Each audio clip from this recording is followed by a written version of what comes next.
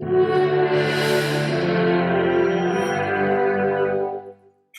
I'm really late. Oh, hi children, can't stop. I'm really late. Oh, hurry up, hurry up, hurry up. Oh, where's my keys? Oh, I haven't got my keys. I know, round the back. Quickly children, follow me. Oh, oh. Oh no! I hope the back door's open! Oh, quickly! Rolling down! Up!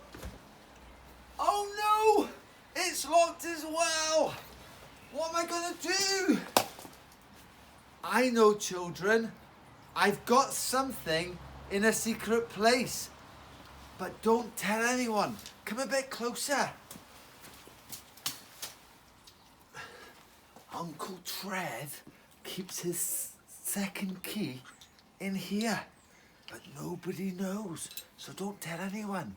This will get me into the house. That's better. Now I'm in, but don't tell anybody about my secret key because I keep it in here and nobody knows. They think it looks like a rock. Oh, there you go. Okay. In you go. Come on. Oh, after all that running around, nothing better than a nice cup of tea. Oh, mind you, I could do with a nice bar of chocolate. Don't tell anyone, but Uncle Trev has got a secret stash. Everybody thinks that this is a book, but it's not. Inside here, I've got lots of chocolates. Ooh, I think a finger of fudge is just enough to give a kid a treat. I'll put my book back now. I can enjoy reading my other one. Now today's story, children, is all about someone who hid something in something else. I hope you enjoy it, because I certainly did. This is the true story of an American missionary who travelled far away to the land of Burma. For nearly 2 years his friends heard nothing from him and they didn't know if he was dead or alive.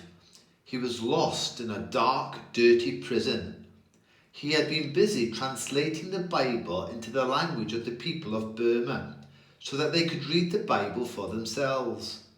Dr. Judson was a very clever man. He had learnt to read when he was only 3 years old. He was a brilliant student of language.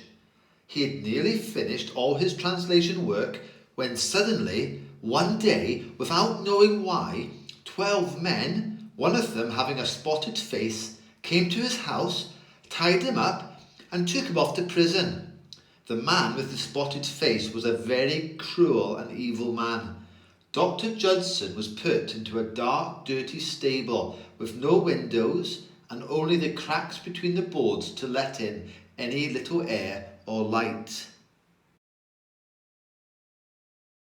100 prisoners were crowded into that one prison cell.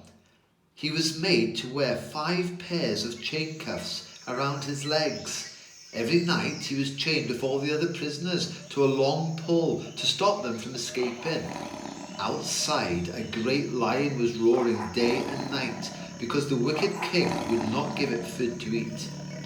Dr. Judson was not in prison because he was a bad man. He was a great and good man. Good men have often been in prison.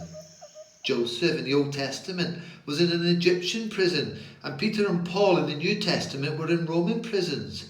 And now Dr. Judson was in a prison in Burma for the sake of Jesus.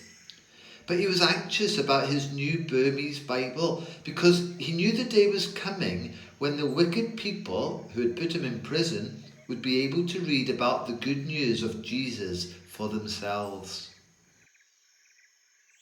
Mrs. Judson, by giving the jailer a little money, had learnt how to get into the awful prison.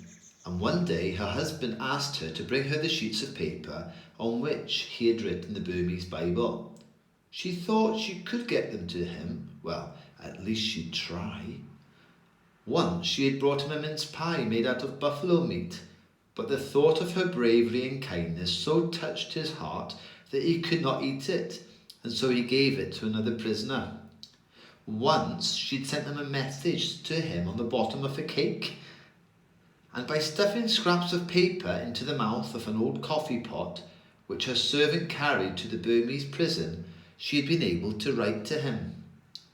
So she thought she could perhaps get the copy of the Burmese Bible to him. And she did. How do you think she did it? Well, she took the big pile of paper on which he had written the beautiful words, then wrapped them in a bundle of rags and sewed them together so as to make them look like a pillow. Such a pillow! It was more like a rag bag. And when the servant took it to the prisoner, the wicked jailer looked at it and laughed and let Dr. Judson have it. Now Dr. Judson has the Burmese Bible translation hidden in a pillow with him in prison. It was just as well, because shortly afterwards, while he was still in prison, wicked men destroyed their missionary home where the translation was once kept. The wicked men thought that they had destroyed all Dr. Judson's work, but the enemy did not realize it. But every night, Dr. Judson's head was laying on that strange bundle where the Burmese Bible translation was hidden. You see, God is powerful, far more powerful than the plans of evil men. So after 2 years of suffering for Jesus, Dr. Judson was let out of prison. Before they released him from prison, they took away all his personal belongings. The jailer stole everything, his mat, his covers, everything apart from the old ragbag pillow. Nobody wanted that. This was thrown out the door onto the rubbish heap. They had no use for such a bundle of rags. Now Moying, the servant who had taken the pillow to Dr. Judson, was keeping watch, and when no one was looking, he got the pillow and took it to the home of the missionary. Isn't that amazing? Today, when thousands of Burmese Christians read the Bible, it is from the translation which was hidden in the prison pillow that had been thrown out upon the rubbish heap. Now that's good news for the people of Burma.